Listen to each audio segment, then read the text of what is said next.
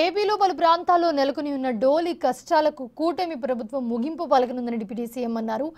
ఇన్ని దశాబ్దాలు బాహ్య ప్రపంచానికి దూరంగా ఉన్న ఈ ప్రాంతాల్లో గత 3 ఏళ్లలో దాదాపు 21 డోలి మూతలు జరిగాయని డిప్యూటీ సీఎం గుర్తు చేశారు. గత ప్రభుత్వం రోడ్ల నిర్మాణానికి కేటాయించిన డబ్బులను దారి మళ్లించిందని పవన్ కళ్యాణ్ మండిపడ్డారు. డోలి పట్టుకుని నడిచేవారి కష్టం తనకు తెలియాలని తాను కూడా నడిచానని చెప్పి పవన్ కళ్యాణ్ చెప్పుకొచ్చారు. కలెక్టర్ గారు నా దృష్టికి తీసుకొచ్చారు.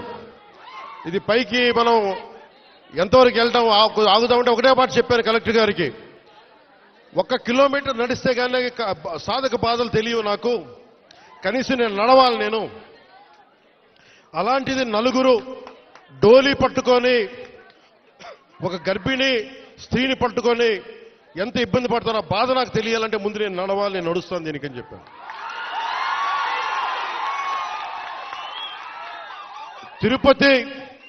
తిరుమల వెంకటేశ్వర స్వామికి నేను కొండెక్కా. ఆయన్ని ఒకటే కోరుకున్నా, నన్ను కష్టాలు తీర్చమని, ప్రజల కష్టాలు తీర్చమని నేను ఆయన కోరి కొండెక్కాను. ఈ రోజున నేను మన కొండెక్కా, మన కష్టాలు తీర్చమని. నా పక్కనే ఉన్న పంచాయతీరాజ్ కమిషనర్ గారికి కూడా, అడిషనల్ జాయింట్ సెక్రటరీ వారికి కూడా ఒకటే చెప్పాను. నా పిఎస్ మసూదన్ గారికి కూడా ఒకటే చెప్పాను, మీరు ఈ రోడ్డు వేసే లోపు ముందు కనీసం ఈ రోడ్డుని రోడ్ రోలర్లు పెట్టి కొంచెం శుభ్రంగా నడిచేలా చేయమని కోరుకుంటున్నా. నేను అది ఆదేశించాను.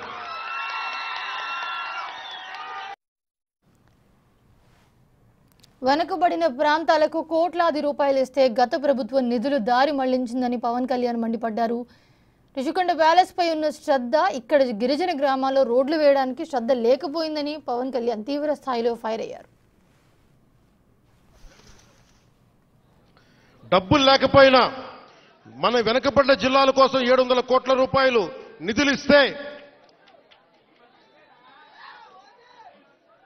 వాటిని ఖర్చు పెట్టలేదు, దారి మళ్లించేశారు. ఋషికొండ ప్యాలెస్ కి 500 కోట్ల రూపాయలు ఖర్చు పెట్టారు, కానీ ఇక్కడ 9 కోట్లతోటి రోడ్లు వేయలేకపోయారు.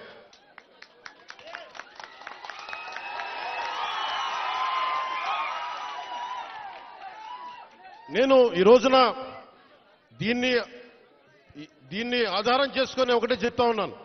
ముఖ్యంగా గిరిజన వర్గ ప్రజలందరికీ, మన్యం ప్రాంతంలో ఉండే ప్రజలందరికీ నేను మీకు నారా చంద్రబాబు నాయుడు గారి ఆధ్వర్యంలో నాయకత్వం నడుస్తున్న ఈ కూటమి ప్రభుత్వం తరపున మనకున్న మంత్రివర్గ సహచరులు కానీ, ఎమ్మెల్యేలు కానీ అందరి తరపున నేను మాటిస్తున్నాను.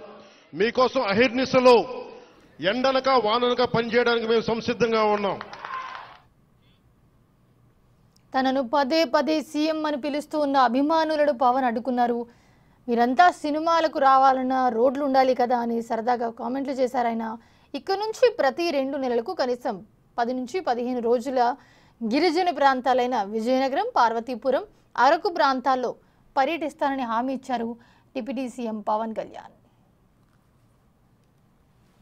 డబ్బులు కేంద్ర ప్రభుత్వం నుంచి వచ్చాయి, మనం అన్ని మిగిల్చుకొని ఈరోజు చేస్తున్నాం. ఈ రోజున మనం నరేగా మీరు ఇలా అరిచి మీ అభివృద్ధి మర్చిపోతున్నారు. మీరు అరిచి సినిమాలు సరదా, నిజంగా మనస్ఫూర్తి చెప్తున్నా, మీకు సినిమాలకి రావాలన్నా రోడ్లు ఉండాలి కదా.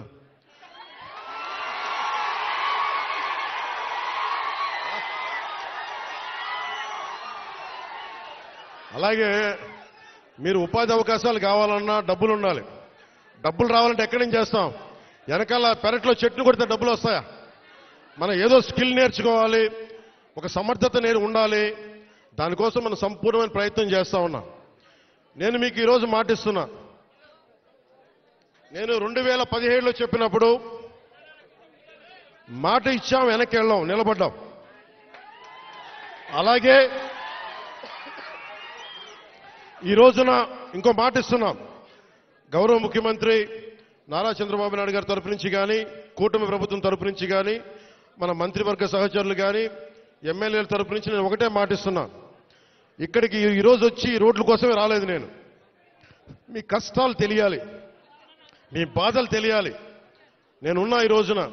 అలాగే యువతకి ఉపాధి అవకాశాలు కల్పించాలంటే మీకు ఎలాంటి స్కిల్ మీకు కావాలి, ఇది నేను ఒక 5 సంవత్సరాలు చెప్పట్లా, వచ్చే సంవత్సరం లోపే మీకు ఏమి చేస్తే ఇక్కడ బాగుంటుందో అనేది నేను 3 పర్యాయాలు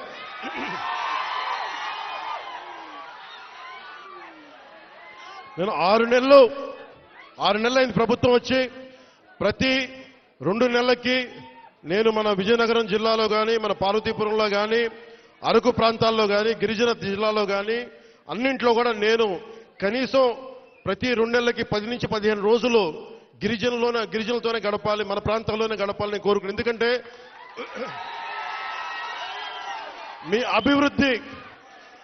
మీ అభివృద్ధి నాకు చాలా అవసరం. మీరు ఆనందంతో ఉండాలి. 70 సంవత్సరాల తర్వాత కూడా ఇంకా మీరు మందులకి, ఇంకా మీరు రోడ్లకి, ఇంకా మీరు ఉపాధి అవకాశాలకి బాధపడుతుంటే చలించే వ్యక్తి నేనున్నాం, దానికి స్పందించే వ్యక్తి ముఖ్యమంత్రి గారు ఉన్నారు.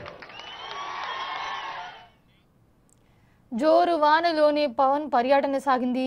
పర్యటన చివరి దశకు చేరుకున్న తర్వాత పవన్ కళ్యాణ్ గిరిజన మహిళలతో కలిసి నిమ్సా నృత్యం చేశారు.